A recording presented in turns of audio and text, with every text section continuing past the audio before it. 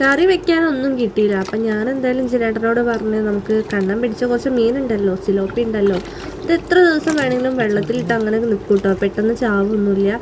അപ്പോൾ അതിൽ നിന്ന് കുറച്ച് എന്തായാലും മുറിച്ച് പൊരിക്കാമെന്ന് വിചാരിച്ചിട്ട് കുറച്ച് ചേട്ടനെ കൊണ്ട് ഇടിപ്പിച്ചതായിരുന്നു കേട്ടോ. 2 പൂച്ചക്കുട്ടന്മാർ ഇവിടെ നോക്കി നിൽക്കുന്നുണ്ട്, ഒന്നെങ്കിലും തരുമോ എന്ന് ചോദിച്ചിട്ടുള്ള ഭാവത്തിലാട്ടോ.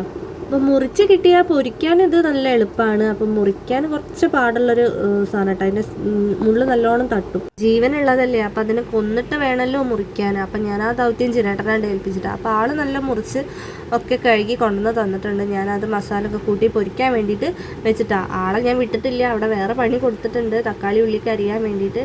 അത് വേറെ കറിക്കുള്ളതാണ് കേട്ടോ.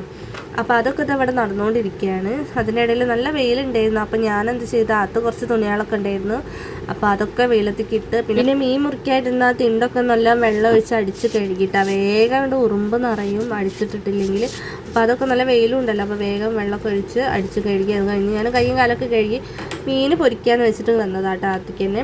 അപ്പോൾ മീനൊക്കെ നമ്മുടെ ഇങ്ങനെ പൊരിക്കാൻ വെച്ചിട്ടുണ്ട്. കുറച്ച് നേരം റെസ്റ്റ് ചെയ്യാൻ വെച്ചിട്ട് പിന്നെ പൊരിക്കുകയാണ് കേട്ടോ. നല്ല വിശപ്പുണ്ടായിരുന്നു, ഒന്നും ആയിട്ടില്ല. അപ്പോൾ കുറച്ച് തേങ്ങാപ്പൂൾ ഉണ്ടായിരുന്നു, അതെടുത്ത് കഴിച്ചു. കറിക്കുള്ളതൊക്കെ അവിടെ വെച്ചിട്ടുണ്ട്. പണി എന്ന് പറഞ്ഞപ്പോൾ തന്നെ എവിടെ നിന്നാണാവോ മഴയും കാറ്റും ഒക്കെ വന്ന് പെട്ടെന്ന് തന്നെ. അപ്പോൾ വെറുതെ ആയി ഞാൻ തിരുമാൻ തോരിട്ടത്. ഏകം ഡ്രസ്സാളൊക്കെ എടുത്ത് അത് തന്നെ കൊണ്ടുപോയി ഇട്ടിട്ടാ. അവിടെ തന്നെ കിടന്നാൽ മതിയെന്ന് എൻ്റെ പണിയാണ്.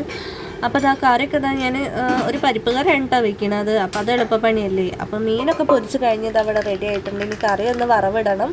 അപ്പോൾ അതും കഴിഞ്ഞ്. അപ്പോൾ ഇന്നത്തെ വീഡിയോ ഇത്രയേ ഉള്ളൂ കേട്ടോ. വീഡിയോ ഇഷ്ടപ്പെട്ടാൽ ചാനൽ സബ്സ്ക്രൈബ് ചെയ്യാൻ മറക്കരുത്. ടാറ്റാ.